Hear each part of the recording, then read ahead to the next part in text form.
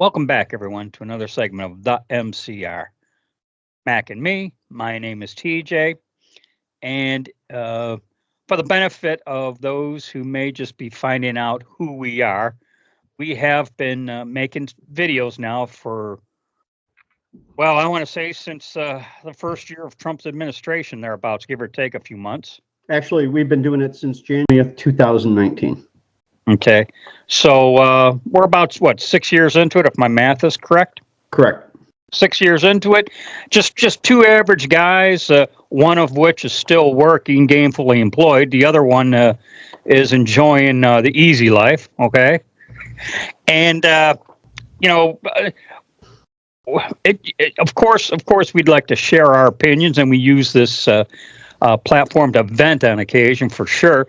But we'd like to think we speak for a lot of people out there who feel they're either alone or just. I know in some segments in the years past, we used to say, hey, man, you're not the only one out there that thinks this way. So Right. We'd like to think that,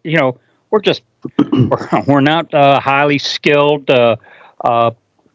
media pundits. We're just two guys that like to think we represent the common man's view. And I hope I've said that well enough now. But anyways, on to the topic. Topic on hand is USAID. And I don't exactly want to say USAID because, I guess you could say USAID. Maybe it's aiding the wrong people. I don't know. Well, I call it you said. You said the money can help other people, but it's really only helping Democrats get rich. Oh, well, not necessarily Democrats. Well, not just Democrats. Let me clear it. Government thieves. Let's just say that and cover all the bases with government thieves. And just for the record, USAID, for United States Agency for International Development, and of course they take the international development and loosely define it so that they can throw money hither and thither. Okay, I was thinking the other day, Mac. They've taken the saying follow the money. Well, this just takes it to the next level. Right. If you had like a flow chart or something, like you might see in some criminal movie where you got USAID and all sorts of lines going this way, man, you'd have a gazillion lines leading to things you had no idea even existed. I would tell you the average person had zero idea some of the, money going to Iraq for a Sesame Street. I'd like to see that show, actually. Is Big Bird say Death to America in that? Well, who knows? Is Cookie Monster wearing a backpack, Mom? Well, you keep hearing about these government or these NGOs. NGO stands for non-governmental organization. Well, now you know how they're getting paid. Now you know how these NGOs are getting paid. You got NGOs helping illegals get into the army. Get into the army. Get into the country. Okay, you have NGOs helping illegals get into the country. Liz Cheney was the beneficiary of a NGO entity, okay? And I think we know why.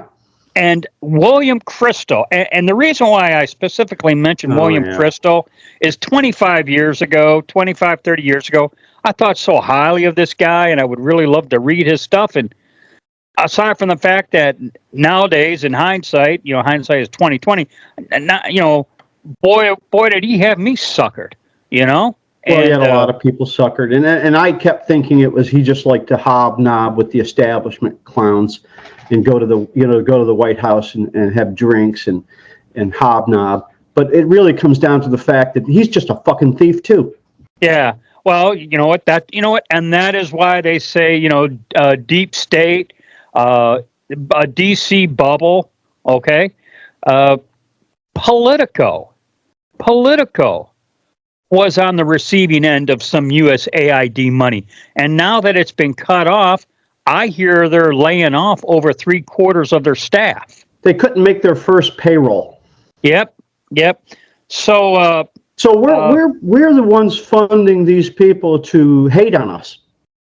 Yeah, yes. And it's even worse than that. This organization, USAID, with all its money going to all to who knows where. Our country is being driven into financial ruin, and they don't give a rip. They don't give, as I like to say, they don't give a rodent's derriere. You know. Well, one of the things, I find most interesting. It's like, I grew up in the inner city, and when you live in the inner city, there's a pretty good chance you got roaches in your house. And you get up at 3:00 in the morning, you get a glass of water, and you turn on the light, and the roaches go everywhere. Oh, they don't like the light. Well, that's what's happened here. These roaches don't like the light that Elon Musk and others have shined on them. So what do? They create a bunch of straw man arguments. Maxine Waters and her Crypt Keeper face out there telling people, we didn't elect Elon Musk. Well, I didn't elect Valerie Jarrett. Did you see Susan Rice? You mentioned Maxine Waters. Did you see her getting into the face of that security guard? Yeah, she was making veiled threats, and if anything happens to that man, she ought to be prosecuted, or I don't know, maybe some karma will come around and find her.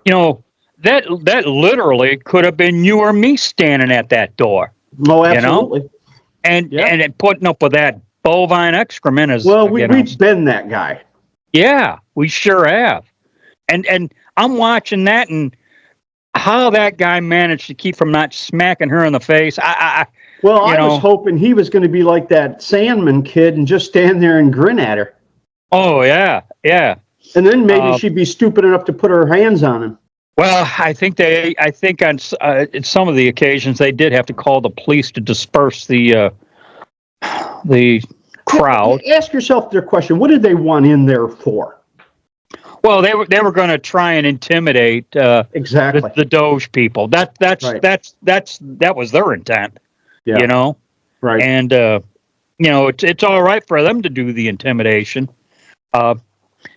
Well, she's made that clear. Maxine Waters has made that clear. Get in their face. Tell them they're not welcome here. Not welcome here in their own country, by the way.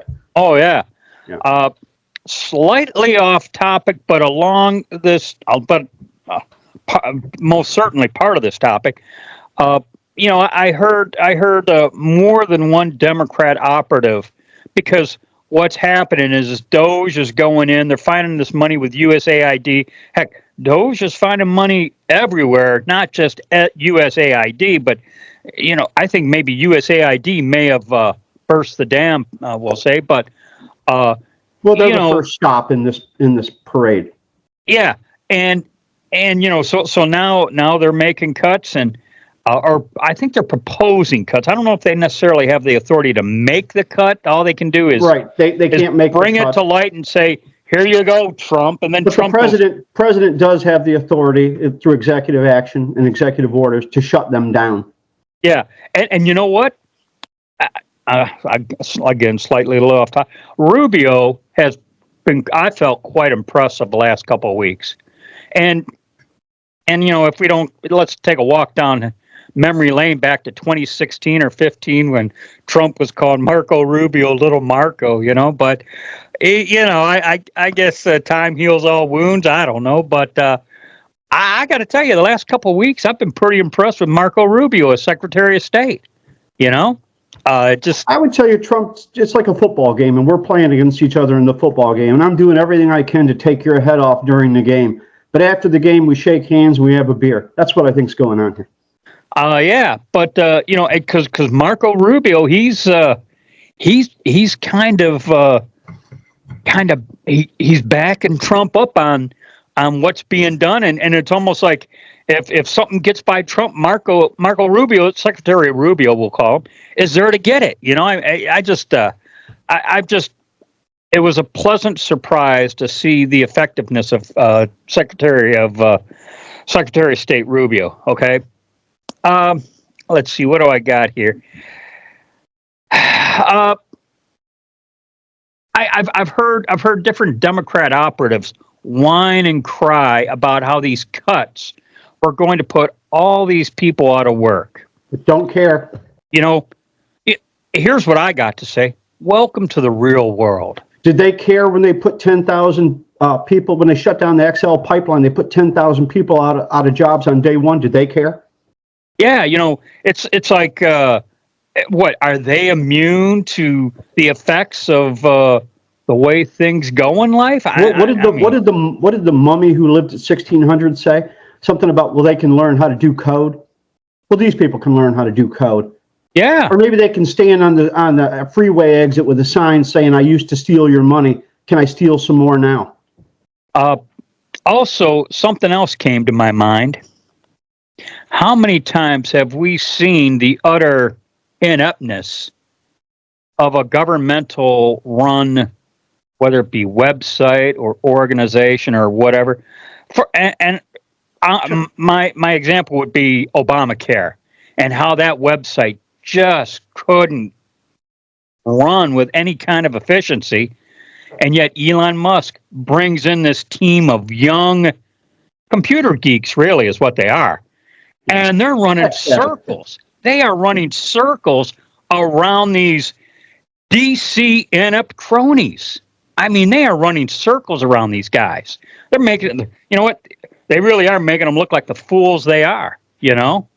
And, of course, you know, there's the complaint that Trump's doing all this stuff and they can't even keep up with him. And, you know, part of the reason why they can't keep up with him is their own ineptness.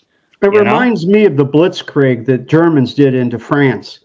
The Germans had a far inferior army to the French. The French had a much better army, but the French were using a style of warfare that was obsolete. They dug in and they got in their positions, and the Germans just basically came in at lightning speed, ran past them, and took their shit.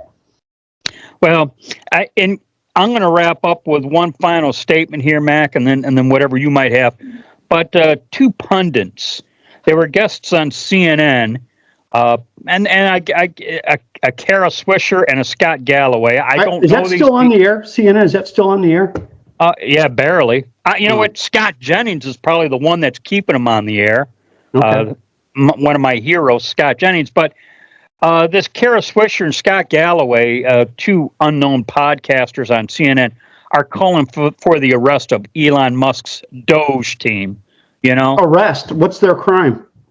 I don't. You know what? So they're talking about their Nazi Germany type arrests, right? Where the Gestapo kicks in your door in the middle of the night and takes you away, never to be seen of again. Those are the kind. These democracy-loving Democrats. That's what they do.